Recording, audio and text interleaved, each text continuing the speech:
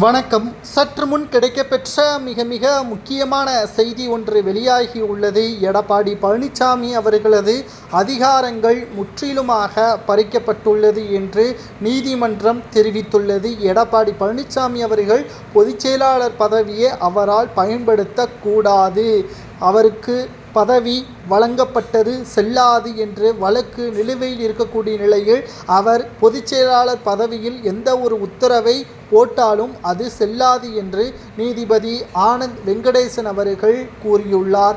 இது ஓபிஎஸ்ஸிற்கு கிடைத்த மிகப்பெரிய ஒரு வெற்றியாக பார்க்கப்படுகிறது. அனைத்திந்திய அண்ணா திராவிட முன்னேற்ற கழகத்தில் மறைந்த முதல்வர் ஜெயலலிதா அவர்களுக்கு பிறகு பொதுச்செயலாளராக தேர்வு செய்தார். ஆனால் நிரந்தர பொதுச்செயலாளர் என்ற இடத்தில் இருக்கின்ற ஜெயலலிதா அவர்களது கொள்கைகளையும் சட்ட திட்டங்களையும் மாற்றி தனக்கு சுயநலமாக தன்னுடைய அதிகாரங்களை மக்கள் மத்தியிலும் தொண்டர்களிடமும் தெரியப்படுத்தும் விதமாக செயற்குழுவில் தன்னை தானே பொதுச்செயலாளராகவும் துணை பொதுச்செயலாளராக KP முனுசாமி அவர்களையும் தேர்வு செய்தார். இது மிக மோசமான செயல் என்றும் OPS அவர்கள் குற்றம் சாட்டியுள்ளார். தற்பொழுது OPSற்கு ஆதரவாக நீதிபதி ஆனந்த் வெங்கடேசன் அவர்கள் இதை கூறியிருப்பதால் மகிழ்ச்சியில் தற்பொழுது OPSன் ஆதரவாளர்கள் இருக்கிறார்கள்.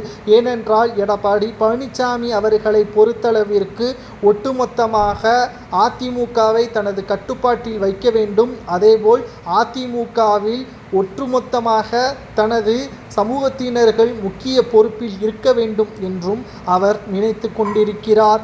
இந்த ஒரு சூழலில்தான் எடப்பாடி பழனிசாமி அவர்கள் பொதுச்செயலாளர் பதவி ஏற்றவுடன் OPS அவர்களையும் வைத்திலிங்கம் அவர்களையும் மனோஜ் பாண்டியன் அவர்களையும் கட்சியிலிருந்து நீக்கினார். இதற்கு மிக முக்கியமான காரணத்தை அவர் வெளியிடும் பொழுது அதிமுகவில் இரட்டை இலை சின்னத்தை OPS அவர்கள் பயன்படுத்தக்கூடாது, அதே சமயத்தில் அதிமுகவின் கரை அடிந்த வேஷ்டியையும் OPS பயன்படுத்தக்கூடாது என்பதையும் நீதிமன்றத்தில் வழக்கு போட்டு அவருக்கு சாதகமாக அந்த வழக்கும் நடைபெற்று கொண்டு வெற்றிகரமாக எடப்பாடிக்கு வெற்றியை தேர்வு செய்தது.